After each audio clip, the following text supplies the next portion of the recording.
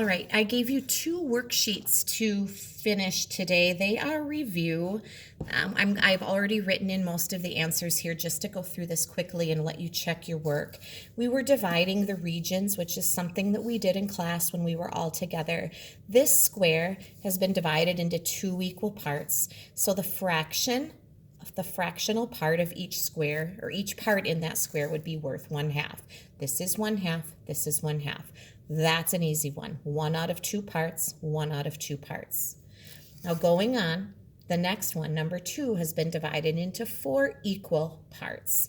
So the number 4 at the bottom of those fractions, or in the denominator, the downstairs number would be a 4. They're all 4 equal parts. Each part is 1 out of 4 parts, 1/4 on each of those. Number 3 gets a little trickier because the parts aren't even, are they?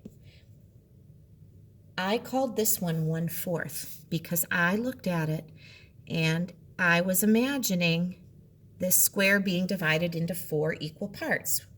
A quarter, a quarter, a quarter, a quarter. So I knew that could be worth 1/4 of the total square.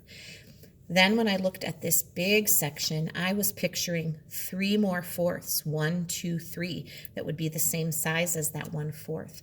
So that tells me that this big section is worth 3/4 and the little part is 1/4. Then we had some buttons. There are 7 buttons. You should have counted those. Always stop and count. There are 7 buttons in all, but they wanted fraction answers. 5/7 of the buttons have 4 holes. So I went over and I counted my buttons. 1, 2, 3, 4. Did I do that right? Oh, 5. 1, 2, 3, 4, 5. Yes. 5/7 had 4 holes, and there were only 2 that had 2 holes. So that would be 2 out of 7. There are 7 buttons altogether. 7 then is your denominator, your downstairs number. The upstairs number, the number on top, is called the numerator. That's the number that we're talking about, how many parts, like how many parts are shaded, or how many parts did you eat, or how many parts did you give away. That's your top number. I'm actually just having you skip over this. If you want to do that on your own at home, go for it.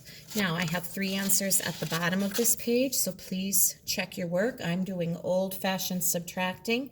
If you are still getting these wrong on a regular basis, then this is something that you should work on at home. This would be something easy for you to practice, have someone make up some problems and work on that. So 187, 587, 192, unless my math is incorrect here today.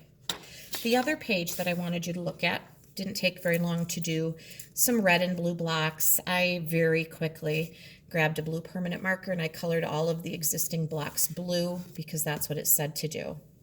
Then we're going to figure out what kind of red we would need to add. So the example one, if I wanted to take out a blue block twice as often as a red block, I would put in 1 red block, and there I did that. I want to take out a blue block twice as many times, so 2 blue, 1 red. If I wanted to be sure to take out a blue block, how many red blocks would I have in there? That answer is 0. We don't want any red blocks in there because we don't want to ever pull one out, so we can't put one in there. If I wanted to have an equal chance of taking out a red or blue, how many red blocks am I adding? Well, I see 3 blue in there. The equal chance would mean that we would need 3 red blocks in there so that we have an equal chance. If I wanted to take out a red block about 3 times as often as a blue block, I would put in how many red blocks? 3 times. Well, there are 2 blue blocks. What is 3 times 2?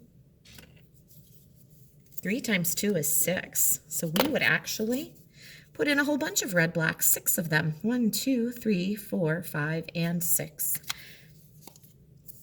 If I wanted to take out a red block about half of the time, I would put in how many red blocks? So half the time I want red, that means half the time I want blue.